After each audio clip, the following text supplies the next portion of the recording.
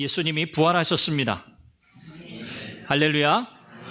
예수님의 부활은 역사적인 사실입니다. 누가 지어낸 이야기가 아닙니다. 만들어낸 이야기, 헛소문이 아닙니다.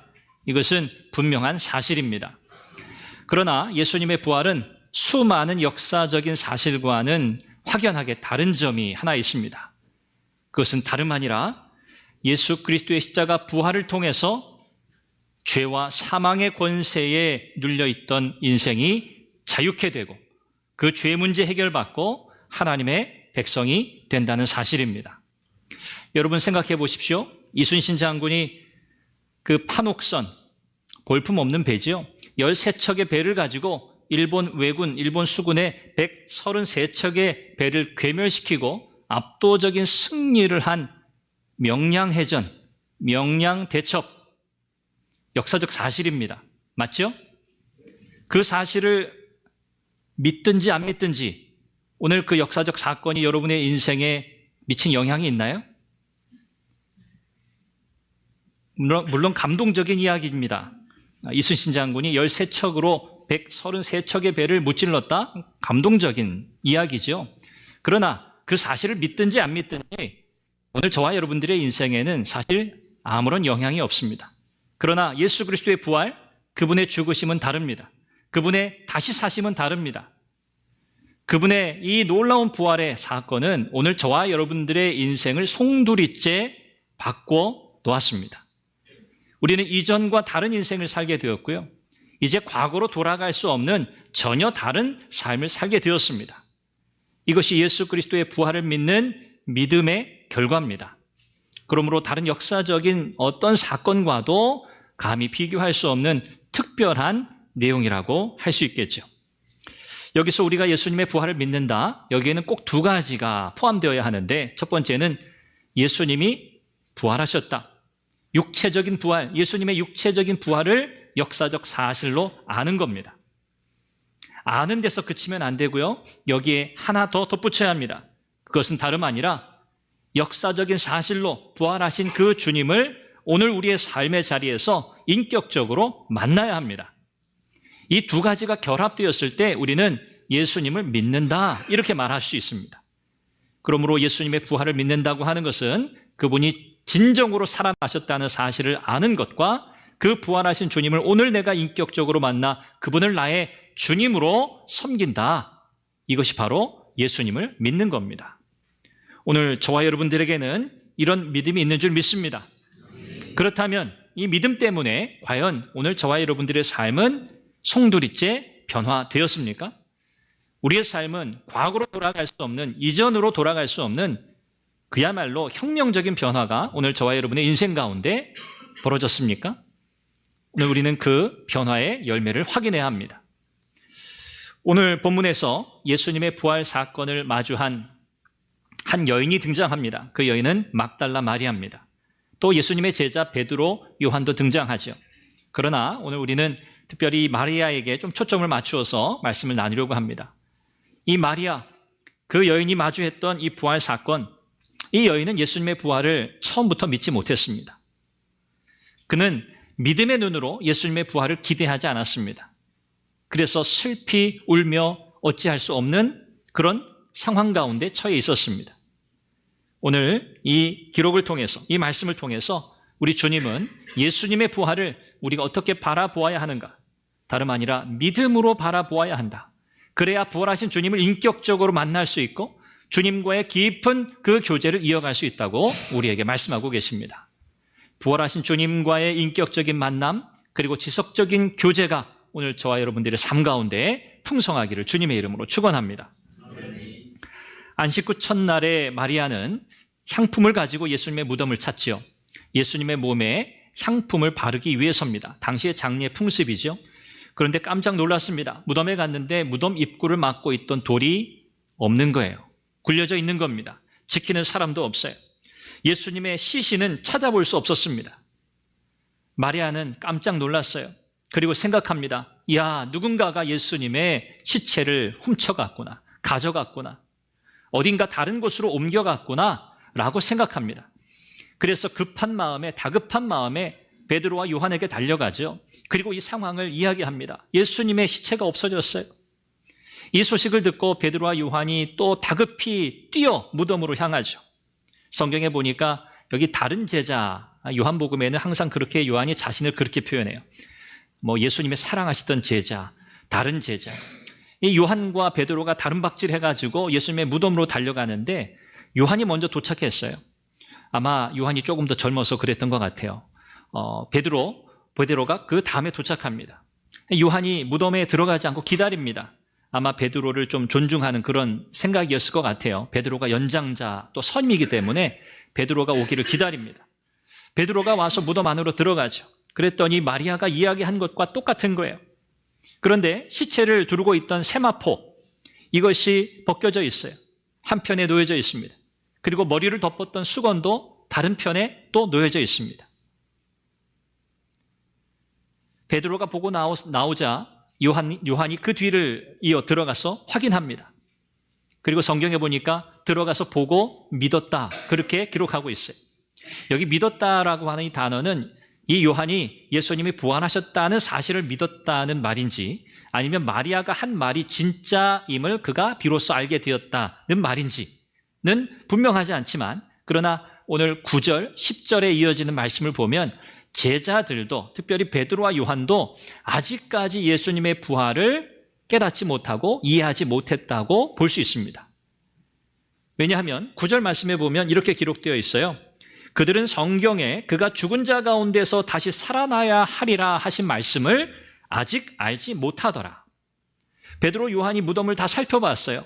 그런데 9절에 그렇게 설명하고 있어요. 그들은 아직 예수님이 부활하신 사실에 대해서 알지 못했다는 거예요. 그리고 10절에 보니까 이 베드로와 요한이 어떻게 그 장면에서, 이 무덤에서 사라집니까? 뭐라고 성경 기록하죠? 10절에 그들이 자기 집으로 돌아가니라. 상황이 조금 여러분 어색하지 않으세요? 예수님이 부활하셨어요. 예수님의 시체가 없어졌어요. 그런데 이 제자들은 예수님이 다시 사셨다고는 전혀 생각하지 못한 거예요. 근심이 더해졌습니다. 자신들의 선생인 예수님이 죽임을 당했어요. 그런데 장사 지냈는데 그 시체까지 없어진 거예요. 그러니 그들의 마음이 얼마나 복잡했겠습니까? 아마 성경에 기록되어 있지 않지만 그들이 굉장히 복잡한 마음을 가지고 굉장히 씁쓸하게 집으로 돌아갔을 겁니다. 그런데 그 자리에 누구는 남아있죠? 마리아요. 마리아는 돌아갈 수가 없었어요. 마리아는 제자들이 돌아간 뒤에도 그 무덤 밖에서 울면서 서 있습니다. 그리고 차마 그 무덤 안에 들어가지도 못하고 몸을 구부려서 그 무덤 안을 쳐다봅니다. 그랬더니 흰옷 입은 두 천사가 그 무덤 안에 있는 거예요. 그런데 이 마리아는요, 천사인 줄도 알아보지 못해요. 그냥 무덤에서 일하는 사람인가 보다 그렇게 생각했어요. 이 흰옷 입은 두 천사가 마리아에게 묻습니다. 왜 우냐고요? 왜 우냐? 마리아가 뭐라고 대답하죠? 아까 제자들에게 했던 말과 똑같아요. 사람들이 예수님의 시체를 가져가서 어디다 두었는지 내가 몰라서 너무 슬퍼 내가 운다는 거예요. 이 말을 하고 마리아가 몸을 뒤로 돌이켰는데 그 뒤에 누군가 서 있습니다. 그분이 누구죠? 부활하신 예수님이에요. 예수님이 그 뒤에 서 계셨어요. 그러나 마리아는 예수님을 바로 지척에 두고도 그분이 예수님인 줄 알아보지 못합니다. 예수님이 마리아에게 물으시죠. 왜 우느냐? 누구를 찾느냐? 그때 마리아가 예수님께 뭐라고 답하죠? 세 번째 똑같은 말입니다. 사람들이 예수님의 시체를 어디론가 가져가서 내가 지금 너무 슬퍼 운다는 거예요. 혹시 어디다가 사람들이 데려갔는지, 시체를 어디로 옮겼는지 안다면 내게 좀 알려달라고 그렇게 예수님께 이야기합니다. 자기가 가져가겠다고요. 여러분, 마리아가 왜 예수님을 이토록 알아보지 못했을까요? 물론 예수님은, 부활하신 몸을 입으신 예수님은 새롭게 변화된 모습이세요. 그래서 못 알아봤을 수도 있습니다. 또 우리가 추측할 수 있어요. 마리아가 너무 슬퍼서, 감정적으로 너무 슬펐기 때문에 이거 정말 이 상황을 잘 판단할 수 없는 그런 상황이겠거니 생각할 수 있습니다. 그런데 그냥 단순하게 슬픈 감정 때문이 아니라는 걸 우리는 알 수 있어요. 왜냐하면 3번이나 똑같은 말을 지금 마리아는 하고 있거든요. 그게 뭐였어요? 사람들이 예수님의 시체를 가져갔다. 어디론가. 이게 마리아의 확신이었어요. 마리아는 예수님의 부활을 믿었을까요? 안 믿었을까요? 안 믿었어요. 예수님이 부활하시리라 생각지도 못했어요. 여기 이 여인은 막달라 마리아예요. 이 마리아는요, 예수님과 특별한 인연이 있습니다. 이 여인은 어떤 여인이었습니까, 여러분? 이 여인은요, 누가복음에 보니까 7 귀신에 사로잡혀 살던 비참한 여인이었어요. 예수님께서 이 마리아를 귀신에게서 해방시켜 주셨단 말이죠. 영적으로 정서적으로 고통받고 있던 이 마리아의 인생에 예수님은요, 그야말로 구원자세요. 그러므로 예수님을 향한 이 마리아의 이 절절한 심정을 오늘 우리는 조금 이해할 수 있어요. 제자들도 그냥 살펴보고 돌아갔단 말이에요. 그런데 이 마리아는 울면서 끝까지 그 무덤에서 예수님 시체를 누가 가져갔다고, 내가 그 확인하기 전까지는 나는 돌아갈 수 없다는 그런 심정으로 여기 지금 서 있었단 말이에요. 예수님께서 왜 울며 누구를 찾느냐 할 때 똑같은 말로 마리아가 대답합니다. 그러자 주님께서 마리아야 하고 이름을 부르십니다. 마리아야. 너 지금 누구를 찾고 있어? 주님의 이 질문은요, 야 마리아, 너 지금 뭔가 대단히 잘못 생각하고 있구나. 너가 찾는 그 예수는 어떤 예수예요? 마리아가 찾는 예수는 죽은 예수예요. 시체, 죽음에 갇혀있는 예수예요. 마리아, 너 지금 번지수를 잘못 찾았어. 너가 찾고 있는 예수, 내가 아니야. 넌 다른 예수를 찾고 있구나. 그 질문이에요, 사실은. 그러면서 마리아의 이름을 부르십니다. 마리아가 깜짝 놀랍니다. 자기의 이름을 부르시는 그 소리를 듣는 순간 마리아의 영적인 눈이 떠집니다. 그리고 히브리 말로 뭐라고 불러요? 라보니, 선생님, 그 말이에요. 선생님! 눈도 막 비비지 않았을까? 막 눈이 울어서 퉁퉁 붓지 않았겠습니까? 퉁퉁 부은 그 눈으로 눈을 비비면서 내가 지금 누굴 보고 있는 거지? 우리 주님이시네? 예수님이시네? 비로소 부활하신 예수님을 마리아가 보게 된 거예요. 여러분, 하나님의 구원의 은혜라고 하는 것은요, 우리의 인간적인 한계, 우리의 이 타락한 죄성, 우리의 오해, 여기에 우리는 벗어날 수 없어요. 이 한계에서 우리는 벗어날 수 없습니다. 그래서 하나님의 구원을 우리 스스로 얻어낼 수 없어요. 하나님께로 우리 스스로 갈 방도가 없어요. 우리 주님께서 아직 예수님의 이 부활하신 몸을 알아보지 못하는 이 마리아에게 가셔서 누구를 찾느냐고, 마리아야, 먼저 우리 주님께서 말씀하시지 않으면 마리아는요, 이 여인은요, 예수님을 영영 알아보지 못했을 거예요.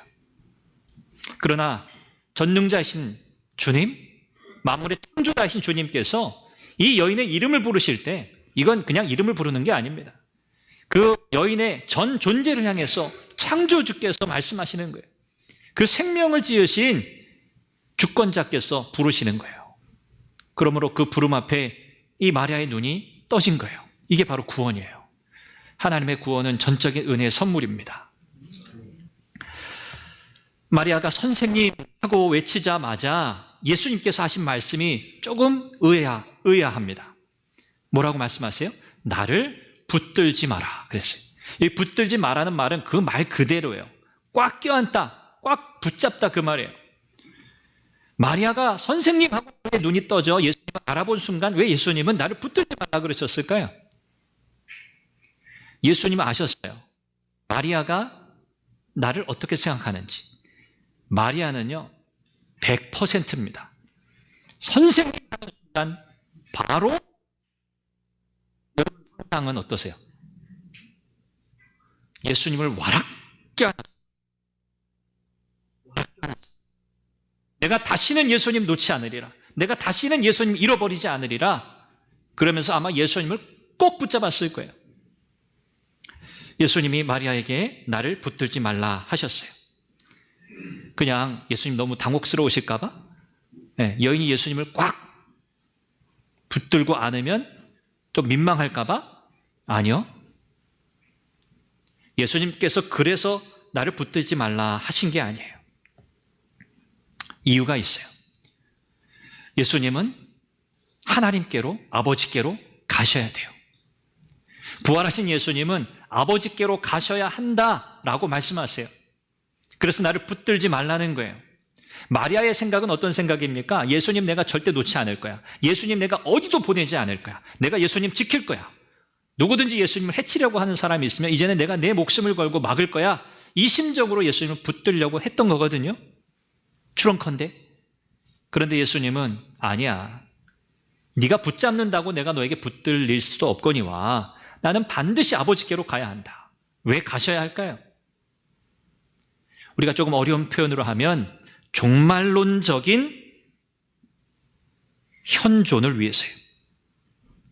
영원히 우리 주님께서 마리아에게 붙들려 계시는, 마리아의 손에 붙잡혀 계시는 예수님이 아니라 예수님은 예수님의 부활을 믿는 사람 누구에게든지 이제는 그와 인격적으로 친밀하게 교제하시고 성령 안에서 그가 약속하신 성령을 보내실 거잖아요. 성령을 통해서 그 가운데 임재하시고 그들과 교제하실 것이기 때문에 예수님은 반드시 아버지께로 가셔야 했어요. 이것이 승천이죠. 그러므로 이 사실을 마리아에게 가르치고 계시는 겁니다. 마리아 생각과 전혀 다르죠. 부활하신 주님과의 이 교제, 이것은 마리아만이 자기만 가질 수 있는 게 아니에요. 마리아의 전유물이 되어서는 안 돼요. 이것은 예수님의 부활을 믿는 모든 사람들이 누려야 할 축복이었어요. 그래서 우리 주님은 그렇게 말씀하신 겁니다.